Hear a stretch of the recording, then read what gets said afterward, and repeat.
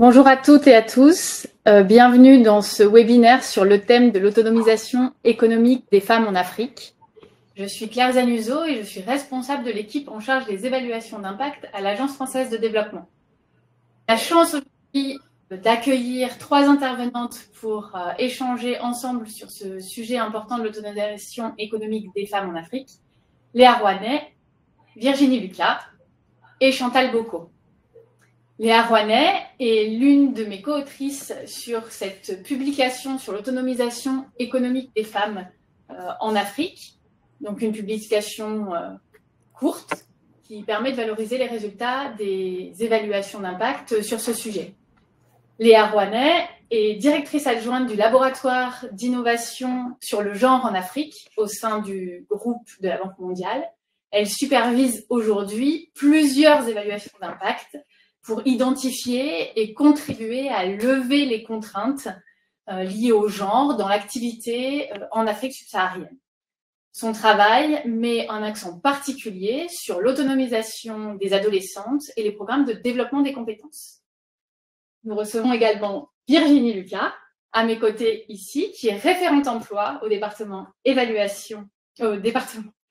éducation et formation professionnelle et emploi à l'Agence française de développement. Virginie, tu es beaucoup intervenue dans de nombreux pays africains, notamment le Cameroun, la Côte d'Ivoire, la Mauritanie et le Tchad. Et c'est de tes expériences dont tu vas nous parler aujourd'hui et en quoi ces résultats résonnent avec ton expérience opérationnelle. Et enfin, on est ravis d'accueillir en ligne Chantal Bocco, qui est chargée des opérations agricoles à l'Association des professionnels du caoutchouc naturel de Côte d'Ivoire. Et Chantal nous présentera un cas spécifique sur la Côte d'Ivoire qui met en lumière la formation en couple dans le secteur de l'EVA-culture. Donc on est impatientes et impatients. J'espère que vous êtes nombreux connectés pour suivre nos échanges sur les leçons à tirer des expériences et des connaissances issues des évaluations d'impact pour contribuer à développer de nouvelles solutions pour favoriser l'autonomisation économique des femmes en Afrique. Donc, pour vous dire 2 mots sur cette publication, donc ce QDD a été une collaboration entre l'AFD et le Gender Innovation Lab. Ce qui est intéressant dans notre pratique de l'évaluation à l'AFD, c'est que vous voyez ici que l'évaluation a 2 principaux objectifs, celui de redevabilité, mais aussi celui d'apprentissage, avec une attention accrue au partage de connaissances. Et le rôle de ce type de collaboration et de publication, c'est de permettre d'utiliser les enseignements des interventions précédentes, qu'elles soient internes à l'AFD ou externes, en l'occurrence celles de la Banque mondiale ou d'autres partenaires appuyés par le Gender Innovation Lab, et donc d'utiliser ces enseignements afin d'améliorer les interventions qui sont en cours ou qui vont être pensées à l'avenir et qui ont pour enjeu de lever les barrières pour une meilleure autonomisation économique des femmes. Donc ce genre de publication courte qui permet en fait de transmettre les enseignements de la recherche et des évaluations aux opérations et de nourrir le dialogue entre les opérations et leurs partenaires sur le terrain pour innover et faire mieux dans les projets à venir sur ces sujets. Donc, ça veut dire que les enjeux d'évaluation d'impact ne se passent pas quand tout est terminé, mais bien quand on commence à réfléchir à un projet et quand on commence à penser à son design, à ses activités, qu'on réfléchit à sa théorie du changement.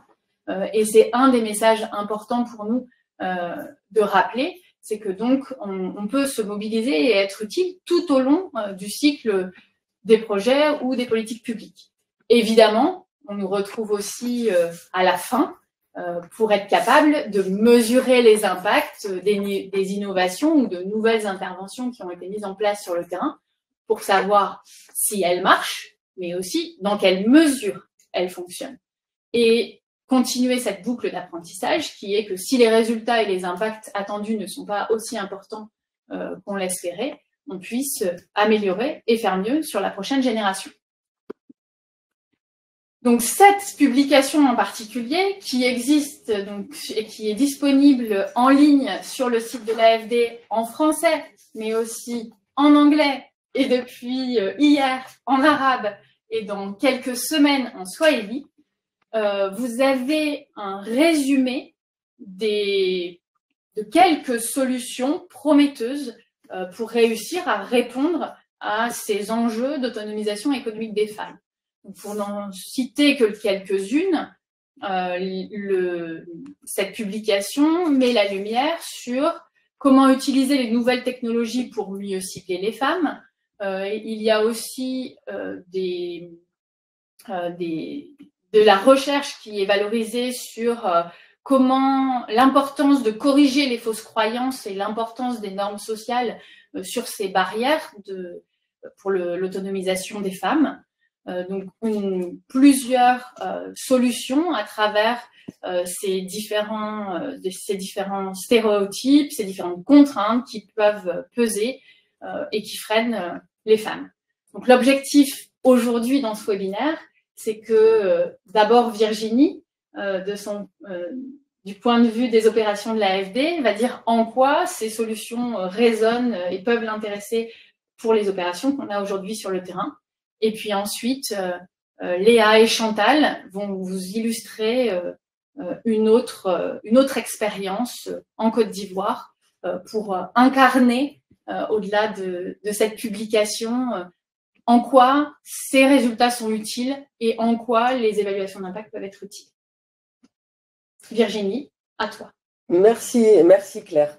Donc, je vais parler de plusieurs projets en fait sur lesquels on a pu exploiter les résultats de cette collaboration à la fois avec le GIL, mais également avec notre département évaluation à l'AFD et le département recherche plus largement.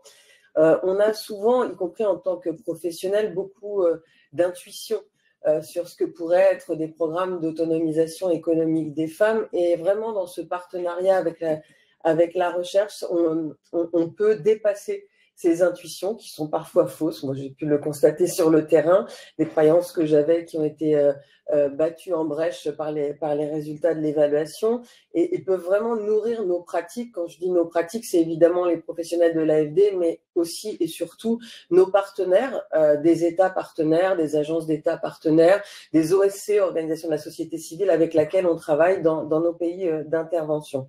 Donc, les projets de la division dans laquelle je travaille avec une vingtaine de collègues concernent des projets de formation professionnelle, d'enseignement supérieur, mais aussi d'emploi et d'entrepreneuriat.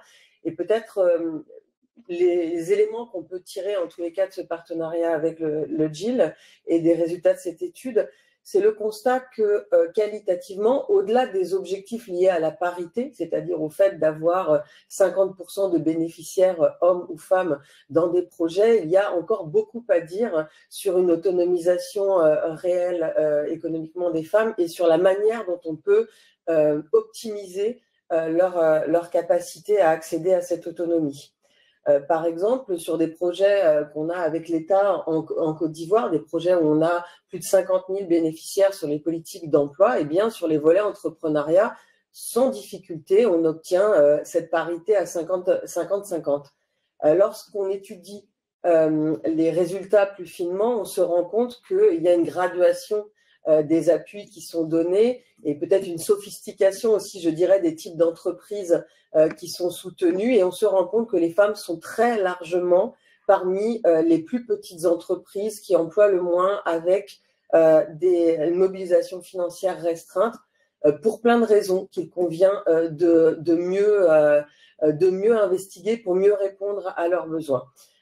Par exemple, il y a un défaut parfois de leadership ou une autocensure peut-être sur certaines créations d'entreprises, sur certains secteurs. Et tout cela est souligné dans la publication QDD qui est la base de ce webinaire. Et c'est pour ça qu'on a décidé sur la prochaine phase de travailler sur 5 régions pilotes avec des profils économiques différents, hein, plutôt urbaines, plutôt rurales, avec des secteurs économiques différents, pour pouvoir travailler à des méthodologies d'accompagnement spécifiques pour les femmes. Est-ce que c'est le rythme d'accompagnement?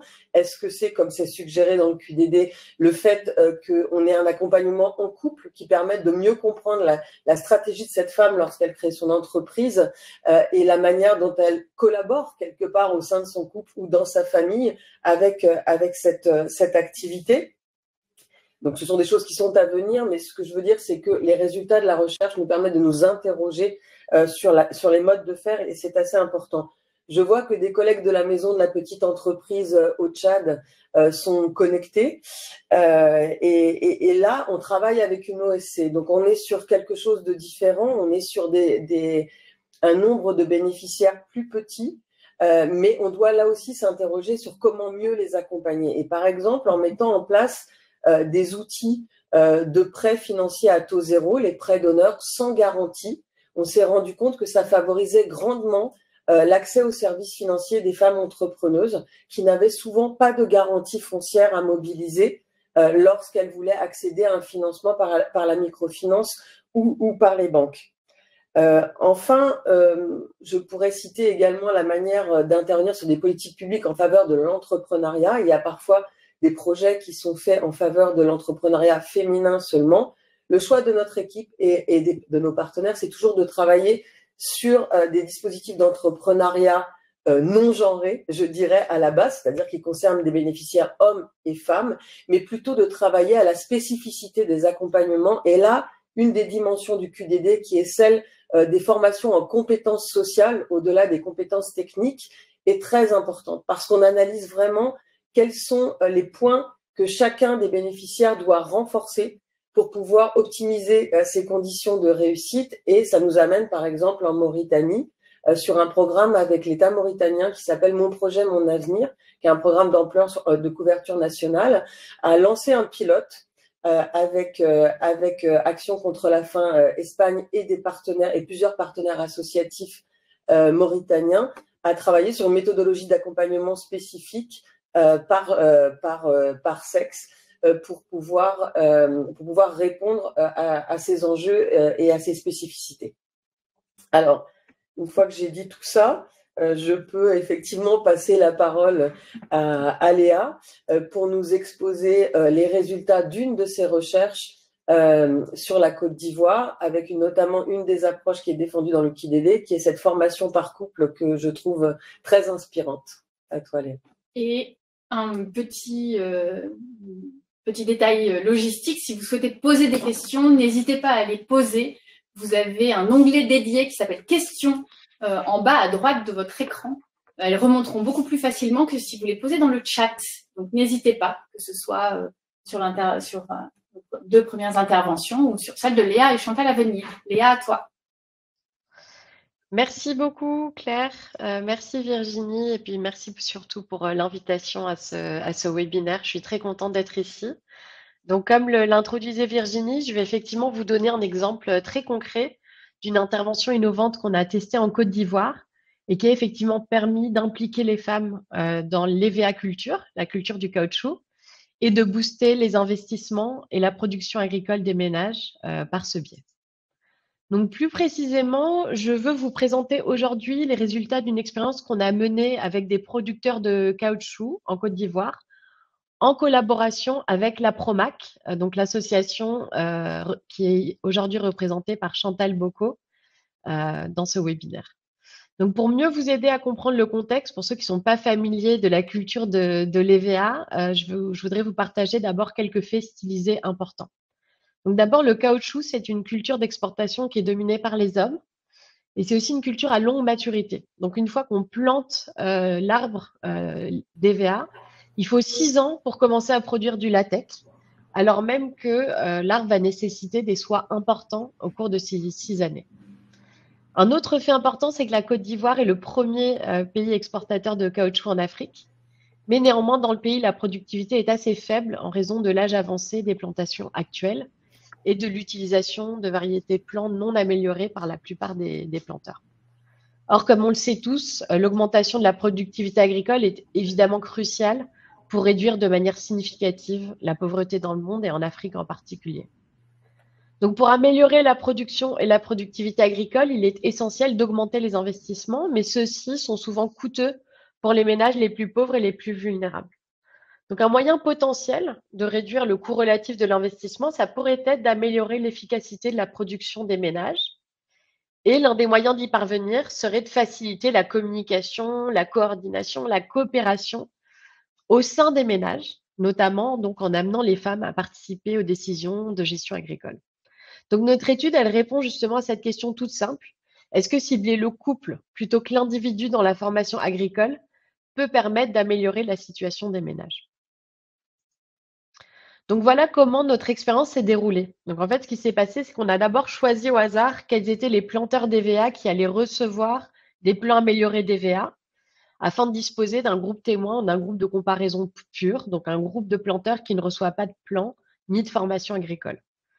Ensuite, toujours de façon aléatoire ou laissée au hasard, on a déterminé au niveau du village quels étaient les villages où les planteurs allaient être invités à une formation individuelle et quels étaient les villages où les planteurs allaient être invités à une formation en couple. Alors, je vais vous en dire un peu plus sur ce que j'entends par formation en couple. Donc là, vous avez dans la première colonne ce qu'on appelle la formation individuelle. Donc, cette formation standard, en fait, elle consiste à transmettre des compétences et des connaissances sur l'EVA-culture au principal agriculteur dans le ménage, donc en général des hommes. Et cette formation durait 2 jours. Donc ça, c'était vraiment la formation de base que la Promac délivrait avant qu'on collabore avec eux. Et donc, par rapport à cette formation standard, on a innové de 3 manières. D'abord, on a donné à tous les producteurs et leurs épouses une formation sur le genre. Donc, c'est ce que vous voyez ici, sensibilisation au genre, d'une demi-journée environ. Ensuite, on a demandé aux producteurs de remplir un plan d'action pour leur production agricole des 2 prochaines années. Et enfin, et donc c'est là que vraiment on a fait une expérience, pour la moitié des planteurs, le groupe de formation en couple, donc, les épouses des producteurs de caoutchouc ont été invitées à participer à l'ensemble de cette formation. Donc finalement, si vous comparez ces 2 colonnes, formation individuelle et formation en couple, ce qui diffère, c'est que la femme participe à 2 parties de la formation. Elle reçoit des compétences en agriculture et elle collabore avec son époux pour élaborer un plan d'action. Donc j'ai entouré en rouge vraiment ces 2 éléments dont on va mesurer l'impact à travers cette expérience. Donc là, je vous ai mis une copie d'un plan d'action rempli en 2016, donc au cours de cette formation en couple par un ménage. Donc vous voyez que en fait, c'est tout simple. Hein. Donc ils remplissent quelle est la période, quelle est l'action qu'ils doivent mener, qui est responsable de l'action, quelles sont les ressources nécessaires et d'où va venir le financement pour ces ressources. Voilà. Donc dans la formation en couple, monsieur et madame sont assis ensemble pour remplir ce plan d'action et pas seulement le planteur. Donc, qu'est-ce qu'on a trouvé en fait 2 ans plus tard, après donc que les couples aient reçu leur plan DVA et aient suivi ces formations, soit seuls, soit en couple? Quel a été l'impact de ces formations? Donc, le premier résultat important, c'est que le groupe qui a été formé en couple a davantage investi, dans le sens où ils ont planté davantage d'arbres. Donc ici, ce qu'on regarde, c'est le nombre d'arbres DVA qui ont été plantés en 2016-2018, donc c'est-à-dire dans les 2 années qui ont suivi le moment où ils ont reçu des plans DVA. Donc, dans le cadre de ce programme, les planteurs ont reçu environ 600 plans DVA. Donc, ce qui est intéressant, ce que vous voyez, c'est que déjà dans le groupe témoin, qui pourtant n'ont pas reçu de plan, ils ont planté environ 600 plans DVA. Donc, en fait, ils étaient prêts, leur parcelle était prête, ils avaient candidaté au programme. Donc, même s'ils ne les ont pas reçus par le programme, ils ont trouvé ailleurs des plans et ils les ont plantés. Néanmoins, par comparaison, ceux à qui on a distribué des plans en ont planté davantage. Donc, dans la formation individuelle, 25% de plans DVA en plus environ, donc 141 arbres en plus. Et dans la formation en couple, cette fois, 50% d'arbres en plus environ par rapport au groupe témoin. Donc, je parle d'investissement parce que, comme je le disais, le caoutchouc, c'est une culture à longue maturité. Donc, quand on revient en 2018, regarder l'impact du programme, les arbres qui ont été plantés ne sont pas encore en production. Donc, on voit ça comme un investissement. Et donc, on constate plus d'investissement dans le groupe de formation en couple que dans le groupe de formation individuelle. Un deuxième résultat important, c'est que les producteurs de caoutchouc du groupe formé en formation individuelle sont confrontés à une forte baisse de la récolte et de la productivité. Donc, c'est ce que vous voyez en bleu sur ce graphique. Donc, leur production totale a diminué de 26%, leur productivité a diminué de 18%. Cette baisse est encore plus importante dans les véhicultures, comme vous pouvez voir sur ce graphique, où voilà, la diminution est encore plus grande. Mais dans le même temps, le groupe qui a été formé par une formation en couple, dont les résultats ici sont représentés en gris, parvient à complètement amortir cette baisse de production et de productivité. Pour ce groupe, il n'y a aucun signe de déclin dans les résultats agricoles. Alors, ce qu'on trouve en fait dans cette étude, c'est que ces résultats ils se produisent par une utilisation accrue des intrants. Ici, j'indique donc les résultats qu'on trouve effectivement pour le groupe de planteurs formés en couple. Et pour eux, en fait, on constate une augmentation de la main-d'œuvre. Donc, les maris vont augmenter le nombre d'heures par semaine qu'ils consacrent à l'hectare. Et les maris et leurs épouses vont augmenter le nombre d'heures qu'ils dédient à la production de caoutchouc. On trouve aussi une augmentation dans l'utilisation d'autres intrants. Donc, par exemple, on a une augmentation dans la proportion de parcelles qui utilisent des produits phytosanitaires et aussi dans la proportion de parcelles qui utilisent des engrais chimiques. Donc, finalement, dans ce groupe de formation en couple, il y a plus de mobilisation d'intrants, que ce soit des intrants du travail ou d'autres types d'intrants, qui mènent donc à une augmentation des investissements avec plus d'arbres plantés et aussi au maintien de la production actuelle. Donc, qu'est-ce qui permet d'expliquer ça? Qu'est-ce qui s'est passé en fait dans ce groupe de formation en couple qui permet d'expliquer ces résultats assez importants? Donc, pour rappel, hein, par rapport au groupe de formation individuelle, les planteurs qui ont reçu la formation en couple, qu'est-ce qui est différent pour eux? Donc, la différence, c'est que l'épouse a été invitée à recevoir des connaissances agricoles au cours de la formation et le plan d'action a été rempli par le planteur et son épouse au cours de la formation et non par l'homme seul. Donc, je ne vais pas vous présenter tous les mécanismes en détail qu'on présente dans l'article de recherche qui est donc sous-jacent à cette présentation. Mais un résultat important, c'est que nos résultats ne proviennent pas de l'amélioration des connaissances de l'épouse. Donc ça, c'est quelque chose qu'on a testé. Est-ce que c'est juste que elle connaît mieux l'évéaculture et donc elle peut être plus performante dans son soutien à l'évéaculture? C'est pas ce qu'on trouve. De la même façon, on trouve une légère augmentation de la prise de décision des femmes et de leur contrôle des revenus dans le groupe de formation en couple. Mais cette augmentation est tellement faible qu'elle ne permet pas d'expliquer les résultats très importants qu'on trouve en termes de production, productivité, utilisation d'intrants, etc. Donc, plutôt que les connaissances ou les incitations, nous montrons en fait que nos résultats sont dus à l'amélioration de la gestion de l'exploitation. Donc, en fait, les ménages qui ont bénéficié d'une formation en couple, ce qu'on trouve très concrètement, c'est qu'ils ont davantage conservé leur plan d'action à la fin de l'étude par rapport au groupe qui était dans une formation individuelle. Et ils ont des plans d'action qui sont plus précis, de meilleure qualité. Donc, par exemple, si vous vous souvenez, le petit tableau que je vous ai montré tout à l'heure rempli du plan d'action, c'est plus fréquent qu'ils vont assigner une personne responsable dans le plan d'action, par exemple. Et en particulier, on trouve que dans le groupe de formation en couple, il y a 3 fois plus de tâches qui sont assignées à la femme. Et parmi ces tâches, la plupart des tâches qui étaient auparavant effectuées par les hommes au départ. Donc, ce qui suggère en fait que par cet exercice de formation en couple, on a une certaine rupture dans la division traditionnelle du travail entre les hommes et les femmes.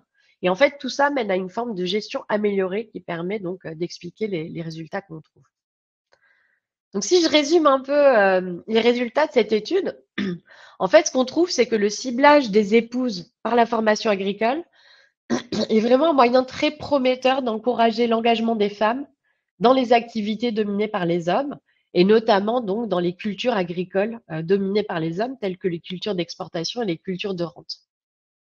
Ce qu'on trouve en particulier, c'est que la participation des épouses à la planification économique contribue à améliorer l'efficacité de la production du ménage. Par la formation en couple, ici, les ménages vont augmenter leur production future prévue en plantant davantage, sans pour autant constater de baisse de la production actuelle. Alors, on fait un petit travail de calcul de coût-efficacité dans notre étude, et si on prend en compte l'amortissement de la production actuelle, on trouve un facteur de rentabilité de 11 fois pour cette formation en couple au niveau du ménage. On constate, comme je l'ai dit aussi, une légère augmentation de la prise de décision des femmes, mais je veux bien insister que ces changements ne se traduisent pas par un contrôle économique significatif des femmes à la fin de l'étude. C'est vraiment une augmentation qui est très légère.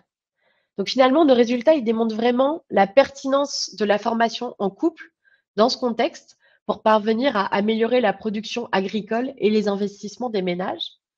Mais cependant, et de façon pas forcément surprenante, nos résultats impliquent aussi que quand on implique les femmes dans l'apport de connaissances et dans la planification, ça n'est sans doute pas suffisant pour améliorer le pouvoir des femmes en tant que tel. Voilà, je vous remercie de votre attention. J'attends avec impatience la discussion. Mais avant cela, j'espère pouvoir passer la parole à Chantal Bocco, si elle est connectée, pour qu'elle vous partage son expérience de terrain en tant que chargée des opérations à la Promac.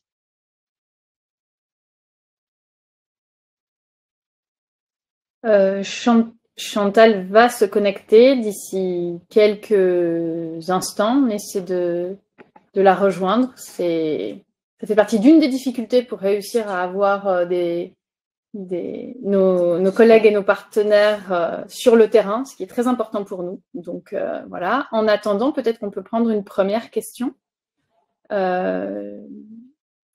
Virginie, il y avait une question sur la sélection des... On a Chantal, excuse-moi, Chantal est là. Il y a Chantal qui est là. Merci. Chantal, à toi. Léa vient de planter le décor sur le projet DVA Culture. On vous laisse rebondir sur ton expérience du terrain. Merci beaucoup. C'est avec beaucoup de plaisir que je participe à ce webinaire. Effectivement, la Promac a eu la possibilité de participer à cette étude-là. En tant que fêtière de la filière EVA en Côte d'Ivoire, une de nos préoccupations était d'améliorer la productivité des plantations d'EVA par la mise à disposition de bons matériels végétal, de matériel végétal performant. Alors, ce matériel a été subventionné. Ça a été considéré comme une action à forte valeur ajoutée par la Promac elle-même qui a investi afin que la productivité des plantations soit effectivement améliorée. Et dans ce parcours-là, nous avons eu des appuis. Nous avons eu un appui, effectivement, à travers le projet PESAC. Voilà. Donc, au cours de ce projet, nous avons eu la possibilité de rencontrer le groupe qui travaillait spécifiquement sur le genre. Donc, cette équipe-là à laquelle Léa appartenait. Alors, de notre souci de voir une bonne utilisation du matériel végétal qui était distribué, est partie l'activité de formation complémentaire pour accompagner la distribution de ce matériel-là. Et le GIL est intervenu, ce projet est intervenu pour nous proposer une toute autre approche. Plutôt que de former que le bénéficiaire de nos plans, ils nous ont proposé de former à la fois le bénéficiaire et son conjointe. Alors, j'avoue qu'au début, initialement, nous étions assez perplexes parce que nous, ce qui nous intéressait, c'est passer un message technique en vue d'améliorer les pratiques, de telle sorte que les plans que nous mettons à disposition soient utilisés au mieux.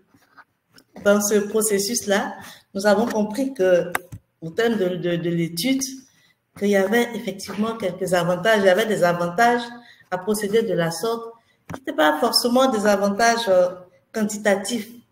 Mais comme l'a dit Léa, dans l'approche, l'implication de tous les membres, tous les acteurs de la famille. Donc, ça a été un enseignement pour nous, cette approche-là.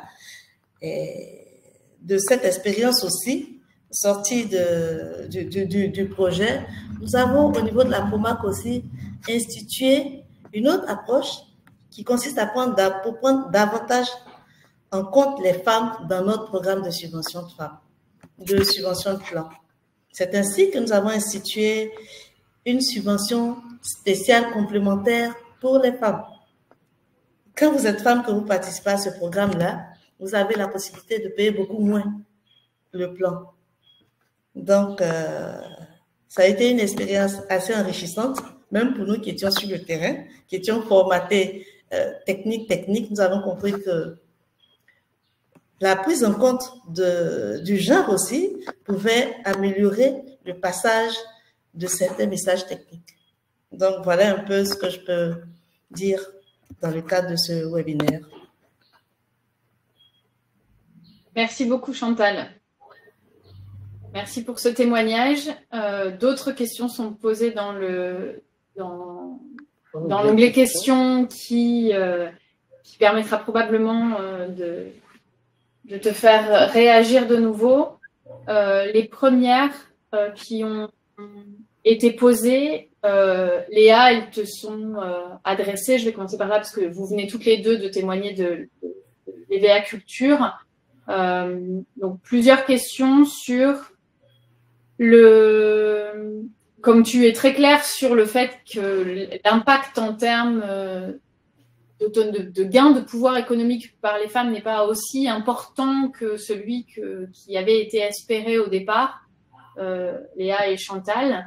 Est-ce que vous pourriez expliquer, si in fine ça pèse pas davantage, parce que cette formation leur crée du travail supplémentaire?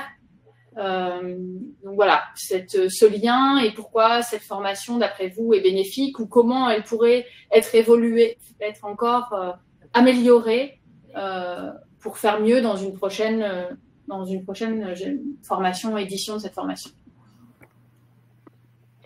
Chantal, tu veux y aller ou je commence? Tu peux commencer. Hein. Ok, merci Chantal. Non, merci Claire, effectivement, merci à tous. J'ai vu beaucoup de questions de cet ordre-là sur la double charge des femmes, la double journée, etc. Donc, je suis ravie d'y répondre. Alors, la première chose que je veux rappeler, c'est que quand on compare le groupe de formation individuelle et le groupe de formation en couple, en fait, dans les deux groupes, on a une sensibilisation sur le genre. Et en fait, on avait fait exprès dans la conception d'évaluation d'impact de faire ça, parce que justement, nous, ce qu'on voulait mesurer, c'était vraiment l'impact de donner des connaissances et des compétences sur la culture de l'EVA aux femmes et de les impliquer dans la planification agricole. Donc, de ce point de vue-là, quand on compare ces deux groupes, on ne s'attend pas forcément à des changements fondamentaux sur les dynamiques de genre au sein du ménage et sur la répartition des rapports de genre au sein des ménages.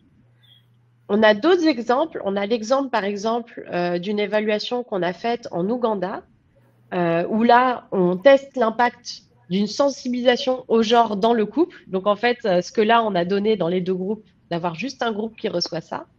Et là, on voit des changements au niveau des résultats psychosociaux des femmes, de leur estime de soi, etc. Dans le cadre de cette étude ici, ce qu'on voulait voir vraiment, c'était qu'est-ce qui se passe si on met l'homme et la femme ensemble à la planification agricole et à recevoir des connaissances. Alors après, c'est vrai que nous aussi, hein, quand on a vu les premiers résultats, notamment sur le nombre de tâches, on a eu une inquiétude de dire, mais en fait, qu'est-ce qu'on est en train de faire? Est-ce qu'on est en train d'utiliser encore plus les femmes? Alors, c'est bien, à la fin, la production agricole va mieux au niveau du ménage, etc. Mais est-ce qu'effectivement, on n'est pas en train d'alourdir leurs charges et en fait, in fine, d'avoir un impact négatif au niveau de la femme individuellement? Donc, c'est quelque chose auquel on a prêté beaucoup d'attention. Heureusement, on a des données très précises dans notre questionnaire sur, effectivement, la répartition du temps au sein du ménage et aussi sur le bien-être des femmes, leur santé mentale, etc. Donc, on a bien vérifié qu'on n'avait pas de diminution du bien-être des femmes, de leur santé mentale, etc. Ce n'est pas du tout le cas. Et en termes de répartition du temps de travail, c'est pareil. On a vérifié qu'il n'y avait pas d'alourdissement de la charge, par exemple, d'autres jeunes femmes dans le ménage, parce qu'on sait que dans ce cas-là, la charge peut se reporter sur des jeunes femmes adolescentes, par exemple, au sein du ménage. Donc ça, c'est quelque chose qu'on a vérifié. On a vérifié que les enfants ne souffraient pas de cela, etc.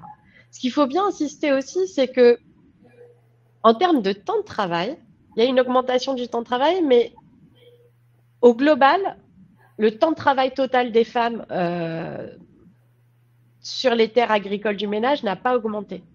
Là où il a augmenté, c'est sur les parcelles d'EVA. Par ailleurs, le temps de travail des hommes sur les parcelles d'EVA augmente aussi. Donc, tout le monde travaille plus. Par contre, il y a plus d'activités qui sont officiellement la responsabilité des femmes. Donc pour nous, ce qu'on voit, c'est plus un gain pour les femmes dans leur statut de gestionnaire. Elles deviennent officiellement gestionnaires en fait sur les parcelles. Je pense que Chantal pourra témoigner, mais ça fait longtemps que les femmes contribuent sur les parcelles et qu'effectivement, elles passent beaucoup de temps à aider et à travailler sur les parcelles. Ce que le plan d'action permet, c'est de mettre tout ça noir sur blanc et d'être très clair sur qui fait quoi à quel moment. Et c'est vraiment ça, en fait, que ça change. Mais je ne crois pas, de ce qu'on voit dans les données, ça n'a pas augmenté la charge des femmes en tant que telle. Mais je vais laisser Chantal compléter. Juste ajouter que avec cette approche-là, on a perçu que la plantation devenait un projet commun. Comme tu le disais tout à l'heure, l'intervention des femmes sur les plantations de VA, elle est continue. Il y avait une sorte de séparation des tâches. Généralement, sur les plantations de VA, les femmes venaient faire des cultures vivrières. Leur implication dans le projet de réussite de la plantation de VA n'était pas aussi bien perçue, voilà, aussi bien perçue, dans ce sens que quand elles viennent faire leur vivrier, je dirais le manioc ou l'arachide par exemple, elles se focalisent sur leur projet d'arachide ou de manioc. Mais avec cette approche-là, il y avait une entente autour du projet, de telle sorte que la femme était mieux impliquée sur les besoins de l'EVA, de la plante EVA, et elle s'en préoccupait davantage. Elle ne regardait pas elle n'était pas préoccupée que par sa production de riz, elle était aussi, ou bien d'arachide, elle était aussi préoccupée par le bien-être des EVA. Donc, peut-être une petite anecdote que je peux partager avec vous, c'est avec cette approche-là, il est arrivé que lorsque nous faisions des visites de parcelles, nous nous retrouvions avec monsieur et madame, en même temps répondant à notre appel. Donc, nous avions plus de chances d'avoir, un interlocuteur, et nous avions cette chance-là de les avoir, cette possibilité de les avoir à deux, bien souvent, à cause de cette approche-là. Donc, on appelle le bénéficiaire, il vient avec sa femme. Le cas inverse existait aussi, parce qu'il arrivait que les bénéficiaires étaient des femmes et elles se faisaient accompagner aussi par leurs hommes. Donc, pour résumer, je ne pense pas aussi qu'il y ait plus de charges en termes de temps de travail pour la femme, mais je pense que ça a contribué.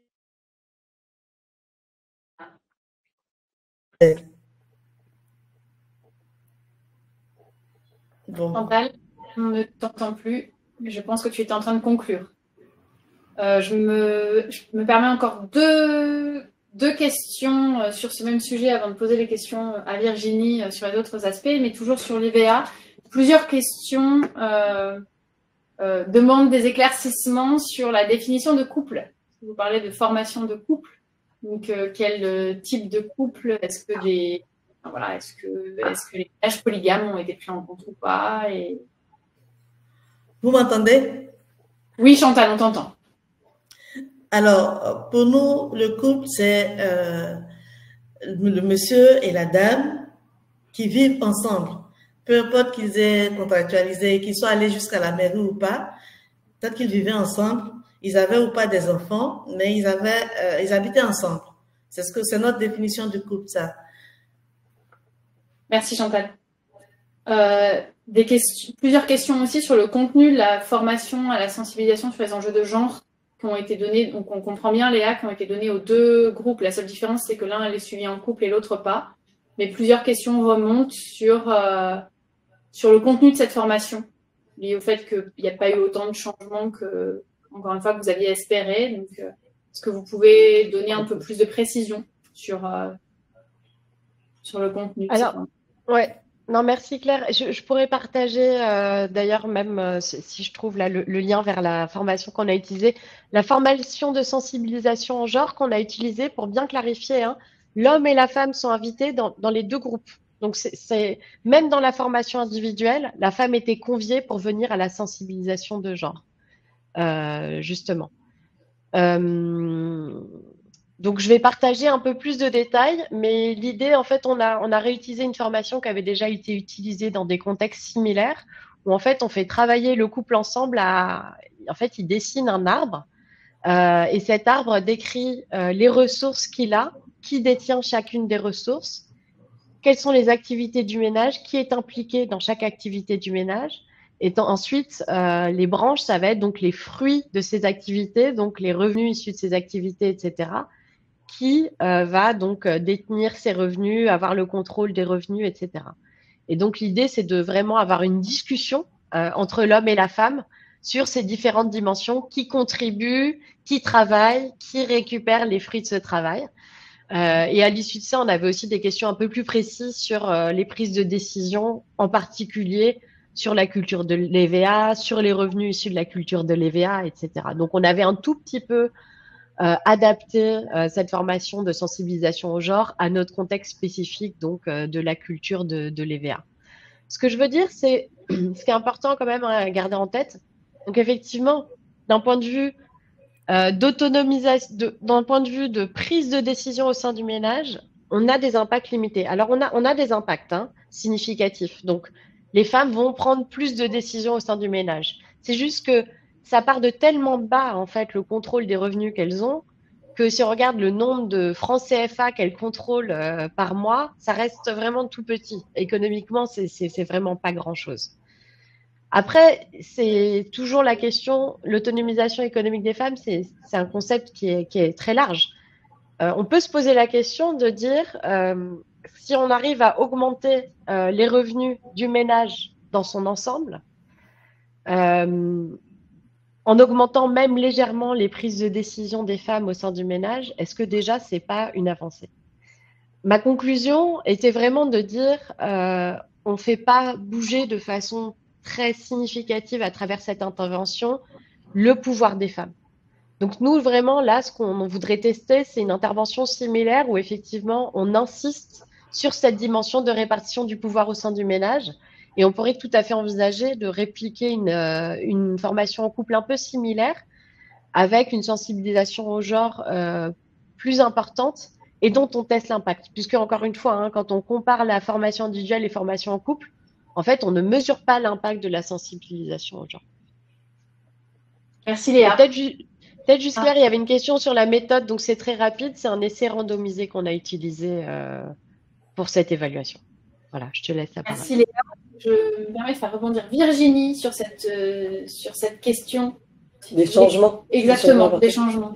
Ouais, merci Léa. En fait, je parlais d'intuition tout à l'heure et ça rime avec ambition, et je pense que dans les ambitions de changement, qu'on peut de manière réaliste se fixer sur des projets qui durent quelques années, qui concernent au mieux quelques milliers de bénéficiaires, dans des environnements où évidemment les pratiques sociales mettent du temps à changer, à bouger, pour plein de raisons. Je pense qu'il faut être extrêmement réaliste et modeste par rapport aux changements qui peuvent être introduits. Donc, je voyais qu'il y avait beaucoup de questions sur les techniques d'évéaculture, pourquoi pas des choses plus vertueuses. Très clairement, on ne peut pas courir tous les lièvres à la fois. Et cette question de l'autonomisation est très complexe, comme le disait Léa et le rappelait Chantal. On intervient aussi sur des rapports, des relations humaines au sein des couples, des familles, entre les différents groupes. Quand je dis on, c'est les projets, évidemment pas l'AFD, nous sommes un partenaire extérieur. Il faut être très modeste par rapport aux ambitions qu'on peut avoir et aux changements qu'on va finalement mesurer. Je pense par exemple, je vous donne un exemple au Tchad, on travaille sur l'apprentissage. Le passage de l'apprentissage traditionnel à l'apprentissage de type dual, c'est-à-dire avec une formation en entreprise ou en atelier 80% du temps et 20% du temps dans des centres de formation. Il y a des jeunes femmes qui sont impliquées, on a des filières qui sont traditionnellement des filières plutôt masculines. Je pense au machinisme agricole ou à la mécanique auto. Dans ce cas-là, on peut travailler sur le changement de regard, on peut travailler avec ces jeunes femmes qu'on va sensibiliser sur les revenus qu'elles peuvent attendre de cette activité, qu'elles n'ont pas forcément mesuré comme telle en amont. n'en demeure pas moins qu'on ne va pas pouvoir se fixer des objectifs de modification sur un projet de 4 ou 5 ans où on aurait 40 à 50% d'une cohorte d'apprenants de 100 ou 150 jeunes qui seraient des femmes. Ce n'est pas quelque chose de réaliste dans le pas de temps et dans le delta, je dirais, de changements sociaux qu'on peut attendre. Et surtout, je pense, mais c'est pas moi qui suis le mieux placé pour le dire, peut-être Chantal pourrait en témoigner beaucoup mieux que moi, mais on intervient quand même de manière prudente et raisonnée, en n'essayant pas de plaquer des modèles qui ne peuvent pas fonctionner dans le pas de temps d'un projet. Il me semble qu'il faut quand même savoir raison et modestie garder par rapport à ces changements attendus. Merci Virginie, ce qui m'amène aux questions qui est comment vous choisissez les projets que vous allez soutenir. Dans quel pays? Est-ce qu'on en a au Cameroun? J'ai eu une question particulièrement sur ça. Et peut-être cibler ta réponse sur comment on choisit les projets plus spécifiquement sur ces enjeux de genre. Alors, je pense que là, il y a peut-être deux niveaux de questions. Comment on choisit nos projets en général sur la base d'une demande qui vient soit des États partenaires, soit d'organisations du secteur privé ou de la société civile qui nous présentent une demande d'accompagnement à laquelle on peut donner une suite favorable et co-construire avec eux les réponses techniques par rapport à cela. Je pense que là, la question sur le Cameroun, elle découlait plutôt de l'exemple que je donnais tout à l'heure sur les prêts d'honneur et sur le financement aux femmes. Alors, il existe des plateformes de prêts d'honneur au Cameroun. Il en existe 2 désormais depuis l'année dernière, à Obala et à Bafoussam, qui sont à destination des producteurs, des valorisateurs transformateurs de produits agricoles. D'autres devraient être créés, 3 autres dans le septentrion dans l'avenir, c'est-à-dire dans les 4 à 5 années à venir. Les choix sont faits en fait par les membres de l'association qui composent ces projets. Je parlais aussi tout à l'heure du Tchad, de la Maison de la Petite Entreprise. Ce sont des professionnels du secteur financier, banque, microfinance ou entrepreneurs, entrepreneuses qui vont pouvoir faire profiter ces associations gestionnaires de fonds de leurs compétences et de leurs connaissances des opérateurs économiques et des opportunités économiques sur les territoires. Et c'est en fonction de ça qu'ils vont pouvoir, disons, évaluer la qualité du projet proposé, que ce soit par un homme ou pour une femme, pour créer une activité. C'est Virginie. Une dernière question pour Chantal, peut-être plus sur le processus d'évaluation d'impact et sur votre expérience de cette aventure de partenariat avec la recherche, avec l'équipe de Léa. Comment, enfin voilà, d'où vous êtes démarré quand on vous a dit on va faire une évaluation d'impact sur ce projet d'EVA, où est-ce que vous en êtes aujourd'hui? Est-ce que si vous deviez le refaire, est-ce que vous le referiez? Alors, autant dire que ça nous a beaucoup, on va dire, impacté dans nos pratiques. Comme je le disais tout à l'heure, nous avons des approches nouvelles qui sont parties de cette expérience-là déjà. La subvention spéciale que nous faisons pour les femmes, ça a été un peu le déclic, cette expérience que nous avons eue dans ces années-là. Alors, la formation même, l'approche de la formation de couple aussi, nous avons envisagé de l'intégrer dans notre processus. Parce que comme je le disais, un projet de création de plantation commun, le projet de création de plantation devenait une initiative commune entre l'homme et les 2 conjoints. Voilà. Ça nous changeait de l'approche du partage des tâches initiales. La femme pour les cultures vivrières, l'homme pour l'EVA. L'activité tout entière, l'exploitation, aussi bien la production vivrière que après le suivi de la plantation des VVA devenait un projet commun auquel les 2 conjoints contribuaient. Et nous pensons que ça, c'est un résultat important, intéressant, qu'il faut capitaliser. Merci Chantal. Avec plaisir. Léa, je te laisse compléter si tu veux dire quelques mots d'autres contextes. Là, on s'est focalisé sur la Côte d'Ivoire parce qu'on a la chance d'avoir Chantal avec nous. Mais peut-être si tu veux dire quelques mots sur vos autres expériences, parce qu'il y avait beaucoup de questions aussi qui étaient donc qu'est-ce qui marche pour améliorer l'autonomisation économique des femmes, quid de la place des hommes aussi. Voilà, je vous laisse 3 minutes pour nous partager la richesse de vos expériences en la matière. Non, merci beaucoup, Claire. Merci pour cette opportunité, effectivement, d'élargir un peu le champ. Parce qu'effectivement, au laboratoire d'innovation sur le genre de la région Afrique à la Banque mondiale, on travaille sur un très grand nombre d'études. On a plus de 80 études en cours ou complétées à ce jour sur toute l'Afrique subsaharienne. Et comme on l'a toutes rappelé, hein, cette question de l'autonomisation économique des femmes, c'est un concept très large qui implique beaucoup de choses. Et comme le disait Virginie aussi tout à l'heure, il n'y a pas une solution miracle qu'on va pouvoir plaquer quelque part et s'attendre tout de suite à des impacts extraordinaires.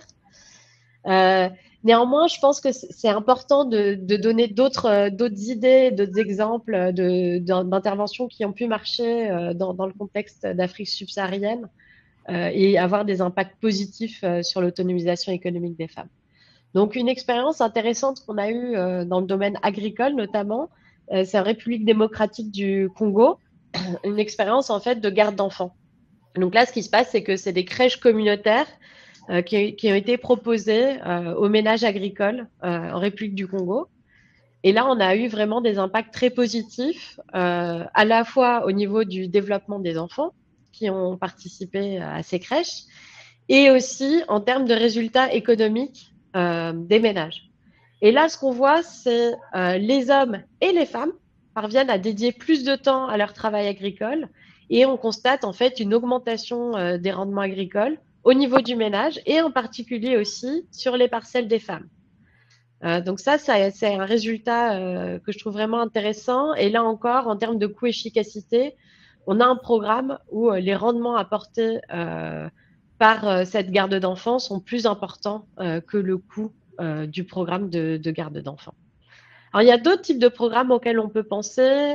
Tout à l'heure, Virginie a rapidement évoqué aussi la question du développement des compétences sociales, où on parle aussi parfois les compétences socio-émotionnelles, donc aller au-delà en fait des compétences purement cognitives et développer les compétences socio-émotionnelles.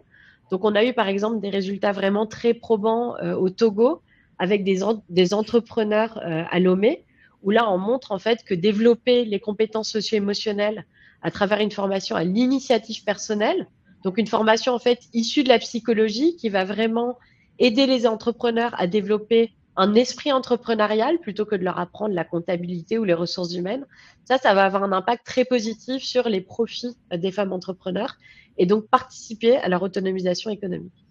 Voilà, il y a d'autres types d'interventions auxquelles on peut penser. On peut penser par exemple à des interventions qui vont viser à la déségrégation sectorielle. Donc, vous savez que les hommes et les femmes partout dans le monde et aussi en Afrique ont tendance à travailler dans des secteurs différents. On a des secteurs dominés par les hommes, des secteurs où il y a plus de femmes.